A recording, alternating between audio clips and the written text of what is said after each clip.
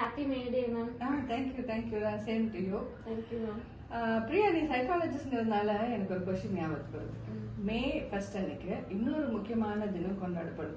ஏன்னா எல்லாருக்கும் மே தான் தெரியும், மே டேனாவே உழைப்பாளர் தினம் அப்படின்னு தெரியும். இன்னொரு முக்கியமான தினம் கொண்டாடப்படுது மென்டல் ஹெல்த் ரிலேட்டடா.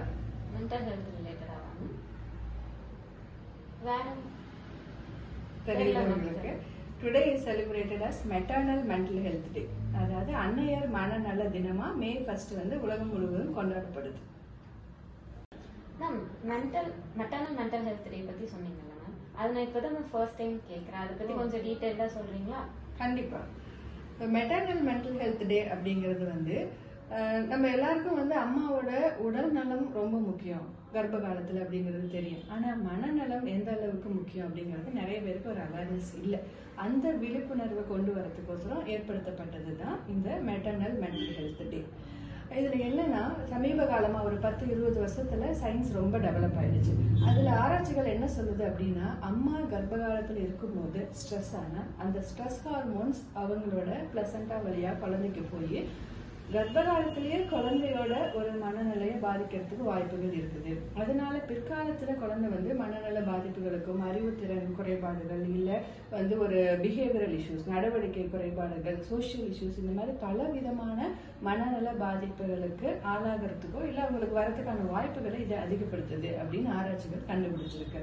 ஸோ அதன் காரணமா அம்மாவோட உடல்நலம் மட்டும் இல்லாம மனநலமும் நல்லா இருந்தாதான் நம்ம வந்து ஒரு வரக்கூடிய குழந்தை வந்து முழு ஆரோக்கியமான குழந்தையா பெற்றெடுக்க முடியும். அப்படிங்கறத அந்த விழிப்புணர்வை ஏற்படுத்துறதுக்கு தான் மே 1 உலகம் முழுவதும் மெட்டர்னல் மென்டல் ஹெல்த் டேவா கொண்டாடப்படுது.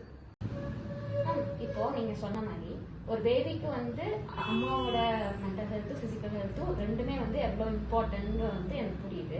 ஆனா நம்ம சொசைட்டில வந்து ஒரு காமனான பிலீஃப் இருக்குல்ல மேம், பிரெக்னன்சி டைம்னா இப்படிதான் ஹாப்பியா இருப்பாங்க, இந்த மூவிஸ்ல எல்லாம் போர்ட்ரேட் பண்ணுவாங்க. பிரெக்னன்சி டைம்ல வந்து எல்லாமே ஹாப்பியா போயிட்டு எல்லாமே இது ஓகே.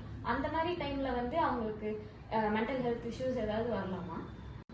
கரெக்ட் தான் பிரியா, நீங்க சொல்ற மாதிரி சொசைட்டில வந்து நிறைய பேருக்கு என்ன பிலீஃப்னா பிரெக்னன்சி பீரியட் வந்து ஒரு ஹாப்பியான பீரியட் அப்படின்னு தான் யோசிக்கிறாங்க. பட் ஆக்சுவலா சயின்டிபிக்கா பிரெக்னன்சி பீரியட்ல நிறைய சேஞ்சஸ் நடக்குதாமா. ஹார்மோன் சேஞ்சஸ் நிறைய நடக்குது, சொசைட்டில வந்து அவங்களுக்கு நிறைய சேஞ்சஸ், பிளஸ் ஃபினான்ஷியல் நீட்ஸ் இருக்குது. So there are lot of changes. So அதனால that produces lot of stress. அதனால வந்து mental health issues are more common in pregnancy. Even postmortem period டெலிவரிக்கு அப்புறமே மென்டல் ஹெல்த் இஷ்யூஸ் வந்து ரொம்ப காமன்.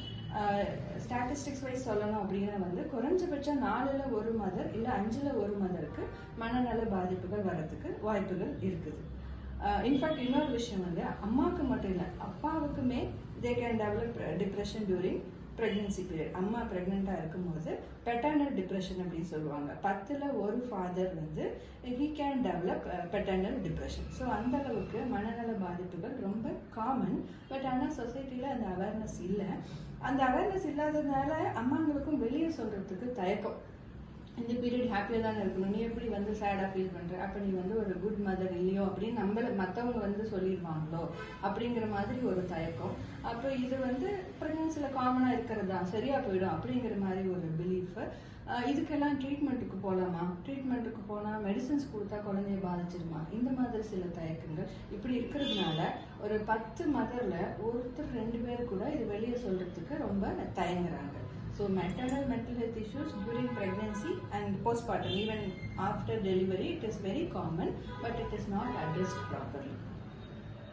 ஓகே மேம், இப்போ நீங்க சொன்னதெல்லாம் வச்சு இப்போ இத்தனை ப்ராசஸ் வந்து அந்த பிரெக்னன்சி டைம்ல இருக்கு. ஸோ இந்த மாதிரி ஏதாவது அவங்களுக்கு வந்து ஸ்ட்ரெஸ்ஃபுல்லா ஏதாவது இருக்கு அப்படின்னா அதை எப்படி அவங்க ஐடென்டிஃபை பண்ணுவாங்க? இப்போ ஐடென்டிஃபை பண்ணாலும் அதுக்கு என்ன மாதிரி ட்ரீட்மெண்ட்ஸ்லாம் இருக்கும்? ஓகே, நல்ல கொஸ்டின் இது. ஐடென்டிஃபை பண்றது எப்படி அப்படின்னா வந்து சிம்பிளா நம்ம அவங்க கிட்ட கேள்வி கேட்டாலே போதும். நீங்க ஒரு ஹாப்பியா இருக்கீங்களா, சந்தோஷமா இருக்கீங்களா, பதட்டம் இல்லாம இருக்கீங்களா, இப்போ லாஸ்ட் ஒரு 2 வீக்ஸ் 1 மந்த் எப்படி போச்சு, இந்த மாதிரி ஒரு ஜென்ரலா நம்ம ஒரு கேள்விகள் கேட்கும் போதே நம்மளுக்கு வந்து தெரியும். ஒரு 1 or 2 days இருக்கு, ஏதோ ஒரு சூழ்நிலையில பிரச்சனை இருக்கு, அதனால அப்செட்டா இருக்கும் அப்படிங்கிறது ஓகே. பட் அது வந்து தொடர்ச்சியா நம்மளுக்கு வந்து ஒரு லோ மூடாவே இருக்கு, இல்ல பதட்டமாவே இருக்கு, அது தூக்கத்துல பிரச்சனை இருக்கு, ஏதாவது மைண்ட்ல யோசிச்சுட்டே இருக்கும், ஒரு ஹாப்பியா இல்ல, ஒரு சுறுசுறுப்பு கலகலப்பு இல்லை இப்படின்னு தொடர்ச்சியாக அது கொஞ்சம் இருக்கிற பட்சத்தில் நம்ம வந்து ஐடென்டிஃபை பண்ணலாம். ஸோ இவங்களுக்கு வந்து கொஞ்சம் மனநல பாதிப்புகள் இருக்குது. அது பதட்டமாக இருக்கலாம், மன உளைச்சலாக இருக்கலாம், இல்லை வேறு விதமான பிரச்சனையாக கூட இருக்கலாம். ஸோ ஃபஸ்ட்டு வந்து we should allow them to talk. அவங்களுக்கு பேசுறதுக்கு வாய்ப்பு கொடுக்கணும். நிறைய சமயத்தில் அவங்களே சொல்ல வந்தாலும் ஃபேமிலி மெம்பர்ஸ் ப்ரெக்னென்சி அப்போ இப்படி தான்ப்பா எல்லாம் இருக்கும் அப்படின்ட்டு போயிடுவாங்க. அப்படிங்கும் போது அவங்களால அதை வந்து எப்படி எக்ஸ்பிரஸ் பண்ணுறது, இது நார்மலா இல்லையா, இதுக்கு ஏதாவது ஹெல்ப் இருக்கா அப்படின்னு கூட தெரியாது. ஸோ அப்போ அவங்கள பேச அலோவ் பண்ணணும், அது தொடர்ந்து இருக்கான்னு ஐடென்டிஃபை பண்ணணும், அது அவங்க டே டு டே லைஃப்பில் இன்டர்ஃபியர் பண்ணுதா, அவங்க ஹெல்த்தை இன்டர்ஃபியர் பண்ணுதா, ஸ்லீப்பை இன்டர்ஃபியர் பண்ணுதா அப்படின்னு பார்த்தா இதை வச்சு நம்ம ஐடென்டிஃபை பண்ணிக்கலாம். இது ஃபஸ்ட்டு ஸ்டெப். ஐடென்டிஃபை பண்ணதுக்கப்புறம் சில சமயம் நிறைய பிரச்சனைகள் வந்து சிம்பிளாக இருக்கும். ஸோ அப்போ அவங்களோட இன்னும் கொஞ்சம் பேசி அந்த சிம்பிளாக இருக்கிற பிரச்சனைகளுக்கு ஒரு சொல்யூஷன் வீட்டில் இருக்கிறவங்களே கொடுக்கலாம். இல்லை வந்து இப்போ ப்ரெக்னென்சிக்கு செக்கப்புக்கு போகிறாங்க, அப்போ அங்கே டாக்டர்ஸ்கிட்டயோ நர்சஸ்கிட்டயோ பேசும்போது அவங்க கவுன்சிலிங் கொடுக்கும்போது பெரும்பாலான விஷயங்கள் கொஞ்சம் செட்டில் ஆகிறதுக்கு வாய்ப்புகள் இருக்குது. அப்படியும் அது சரி ஆகலை, இல்லை அது கொஞ்சம் தீவிரமாக இருக்குதுங்கிற பட்சத்தில் அங்கே இருக்க டாக்டர்ஸ் வந்து உங்களுக்கு கைட் பண்ணுவாங்க, சைக்காலஜிஸ்டையோ இல்லை சைக்கியாட்ரிஸ்டையோ போய் பார்க்கறதுக்கு. இப்போ அங்கே வரும்போது அங்கேயும் நம்ம என்ன பண்ணுவோம் அப்படின்னா உடனே எல்லாம் வந்து அவங்களுக்கு மெடிசன் ஸ்டார்ட் பண்ண மாட்டோம். நம்ம முதல்ல திரும்ப அசஸ் பண்ணுவோம், அதனோட சிவியாரிட்டி பார்ப்போம். மைல்டு மாடரேட் அப்படின்ற லெவலில் இருக்கும்போது கவுன்சிலிங்கே பெரும்பாலும் கொடுக்கறதுக்கு ட்ரை பண்ணுவோம். அது சிவியராக இருக்கிற பட்சத்தில் பட் நம்ம மெடிசன்ஸ்க்கும் போகலாம். இப்போ வந்து குழந்தையும் பாதிக்காமல் அம்மாவோட ஹெல்த்தையும் இம்ப்ரூவ் பண்ணுற மாதிரி நிறைய மெடிசன்ஸ் வந்து டெவலப் ஆகிருக்கு. நிறைய பேருக்கு அந்த பயத்தினாலேயே ட்ரீட்மெண்ட்டுக்கு வரதில்லை. But definitely there are very good medicines. It will safeguard both mother and baby. Ma'am, இப்போ இது வந்தா என்னென்ன பண்ணலாம் அப்படின்ற மாதிரி சொன்னீங்க. இது வராம தடுக்கிறதுக்கு என்னெல்லாம் பண்ணலாம்? ஓகே, வராமல் தடுக்கிறது ப்ரிவென்ஷன் அப்படிங்கிறது பெட்டர் தென் கியூர்னு சொல்லுவோம். ப்ரிவென்ஷனுக்கு ஜென்ரல் மெசேஜ், நம்ம ஃபிசிக்கல் ஹெல்த்துக்கு இம்பார்ட்டன்ஸ் கொடுக்குறோம். நம்ம அனீமியா இருக்குதா, தைராய்டு இருக்குதா, டயபெட்டிஸ், ஹைப்பர் டென்ஷன் மேனேஜ்மெண்ட், இதை பற்றியெல்லாம் ஜென்ரலாக நம்ம பார்த்துக்குறோம். அதுக்கான விழிப்புணர்வு இருக்குது. பட் ஆனால் mental health, emotional health, social support, இந்த ஆங்கிளில் நம்ம அந்த அளவுக்கு பார்க்கறது இல்லை. ஸோ அப்போ அவங்களுக்கு ஒரு அடிக்குவேட் சோஷியல் சப்போர்ட் நம்ம கொடுக்கணும். ஒரு டொமஸ்டிக் வயலன்ஸ், அப்யூஸ் அந்த மாதிரிலாம் இல்லாமல் அவங்கள பார்த்துக்கிறது அப்படிங்கிறது ஒரு பக்கம் ரொம்ப இம்பார்ட்டண்ட்டு. அதுக்கப்புறம் அடிக்குவேட் ஸ்லீப், அது வந்து ரொம்ப ரொம்ப important. Then weight management, exercises, yoga, deep breathing exercise, இந்த மாதிரி மீ டைம்னு சொல்லுவோம். தனக்கான ஒரு பர்சனல் ஸ்பேஸு, ஒரு ரிலாக்ஸேஷன், இதுவும் ஒரு பக்கம் முக்கியமாக தேவைப்படும். இதை தவிர அதை நான் ஏற்கனவே சொன்ன மாதிரி இந்த வென்டிலேஷன், அவங்களுக்கு அந்த மாதிரி ஒரு பிரச்சனை இருக்குன்னா allow them to ventilate, talk. அப்படிங்கும் போதே பெரும்பாலான நேரத்தில் அவங்களுக்கு அப்பப்போ அந்தந்த பிரச்சனைகள் சால்வ் ஆகிட்டு அக்குமுலேட் ஆகாமல் போயிடும். ஸோ இது வந்து ஜென்ரல் ப்ரிவென்டிவ் மெசர்ஸ். இன்னொன்று என்ன அப்படின்னா ரிஸ்க் பீப்புள், யாருக்கெல்லாம் வரக்கூடிய வாய்ப்பு இருக்குது, வல்னரபிள் இண்டிவிஜுவல் அப்படின்னு பார்த்து அவங்களுக்கு இன்னும் கொஞ்சம் எக்ஸ்ட்ரா கேர் கொடுக்குறது. யாருக்கெல்லாம் அப்படி இருக்குது அப்படின்னு பார்த்தா இந்த சடனாக அன்பிளான்டு ப்ரெக்னென்சிஸ், அன்வான்ட் ப்ரெக்னென்சிஸ், அப்புறம் வந்து ரொம்ப நாளாக குழந்தை இல்லாமல் இருந்துட்டு கன்சீவ் ஆகிறவங்க, அப்போ அவங்களுக்குலாம் நிறைய அந்த ஆங்ஸைட்டி, பதட்டம், ஸ்ட்ரெஸ் அந்த மாதிரி இருக்கும். ஸோ அந்த மாதிரி எக்கனாமிக்கலி கொஞ்சம் டவுன் ப்ராடன்ட்டு, சிங்கிள் மதர், ஏற்கனவே குழந்தைக்கு வந்து ஏதாவது ப்ராப்ளம்ஸ் இருந்திருக்கலாம், அப்போ இந்த குழந்தை நல்லபடியாக வரணுமே, அந்த மாதிரி ப்ரீவியஸ் ஹிஸ்ட்ரி ஆஃப் அபார்ஷன்ஸ்.